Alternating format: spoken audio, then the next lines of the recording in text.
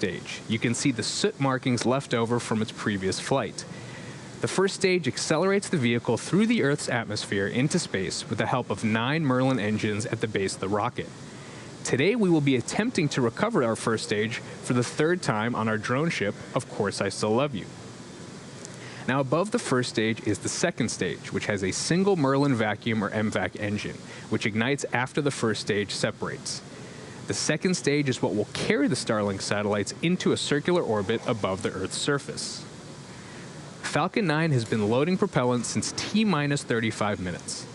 As a reminder, we use a rocket-grade kerosene, or RP1, as our fuel, and super-chilled liquid oxygen, or LOX, as our oxidizer to power the Falcon 9.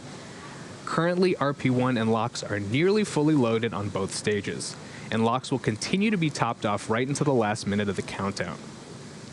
The stack of 60 satellites is safely enclosed inside of the 17-foot diameter payload fairing, which is the pointed cone on the very top of the rocket. This protects the satellites from aerothermal heating, aerodynamic loads, and contamination during ascent. Once we reach the vacuum of space, we will jettison the fairing as the second stage continues on its journey to orbit. One of the fairing halves today is brand new, and the other supported 2 previous Starlink launches, one in May 2019 and the other in March of this year. We will be attempting to recover them today using our recovery ships Miss Tree and Miss Chief. At about 2 minutes before the fairing halves are expected to land, the team will conduct a go, no-go poll for the catch. The weather is an important factor in the decision as it impacts the sea states for the recovery boats as well as how the fairings fall back to Earth. Now, as a reminder that I mentioned earlier, weather currently is a no-go. We have some thick clouds in the skies above our launch pad, and we're worried about how that might impact Falcon 9 as its ascent. So with that, the vehicle, satellites, and range are all looking good for an on-time launch, minus the weather that's going to be a watch item right up to the last minute.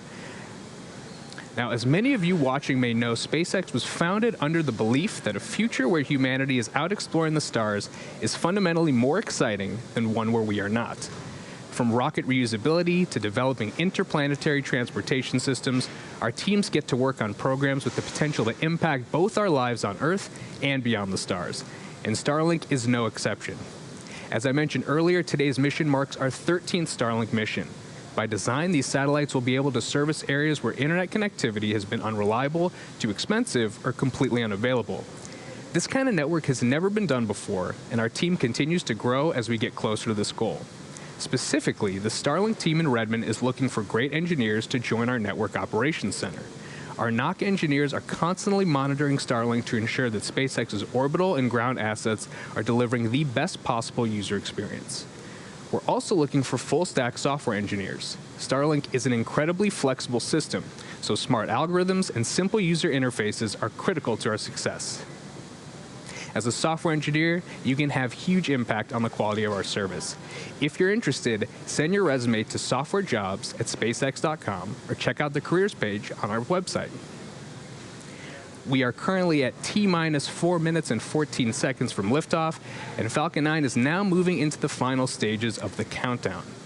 The first and second stages are both nearly fully loaded with 1 million pounds of kerosene fuel and liquid oxygen. Super chilled liquid oxygen, which as I mentioned earlier is our propellant oxidizer, is what's creating those white clouds you see around Falcon 9 when it's exposed to the warmer ambient air. First stage should finish prop loading at T-minus 3 minutes, and second stage will be a minute behind that at T-minus 2 minutes. At T-minus 60 seconds, Falcon 9 is in startup. This means that the rocket's autonomous internal flight computers have taken over the launch countdown. The Starlink payload continues to be healthy. The F9 team is tracking no issues on the rocket. Weather, again, still questionable and no-go, but the range is green for launch.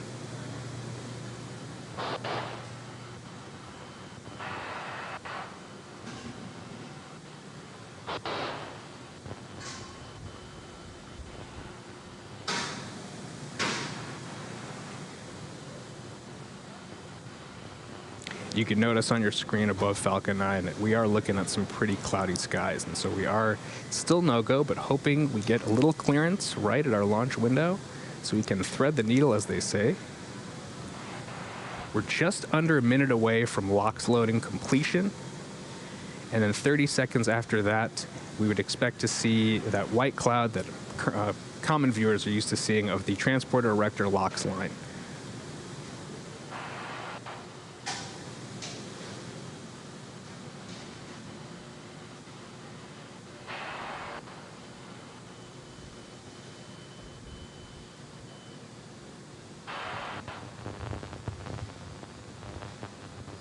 "20 seconds from now, we should complete LOX loading."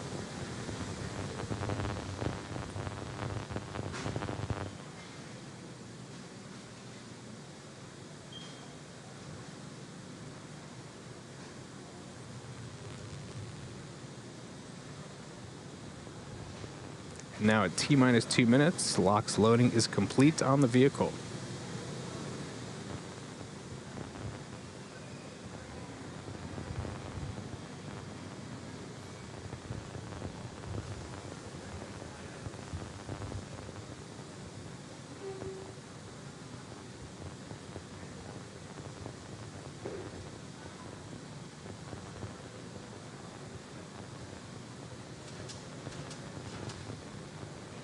You can see the prominent white cloud venting from the transporter erector LOX line. Again, this is normal.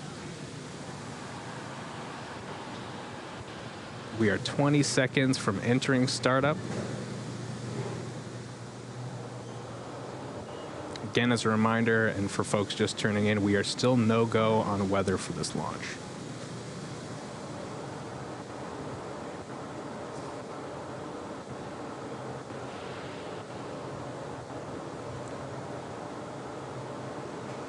We're going to keep counting down until the last possible moment, and if the weather is not clear, we will call it. So sit tight. Hopefully we can make this one happen today. First stage and second stage are pressurizing for launch. Hold. This is a Starlink L12 scrub due to weather violations. And we just heard the hold on the nets. Unfortunately, it looks like due to weather violations, we're going to have to scrub today. But again, the most important thing is reducing as much risk on the mission as possible, and with that comes waiting for a window of good weather. Thanks again, folks, for tuning in. We currently don't have a backup launch scheduled yet. We do have the GPS launch scheduled for tomorrow.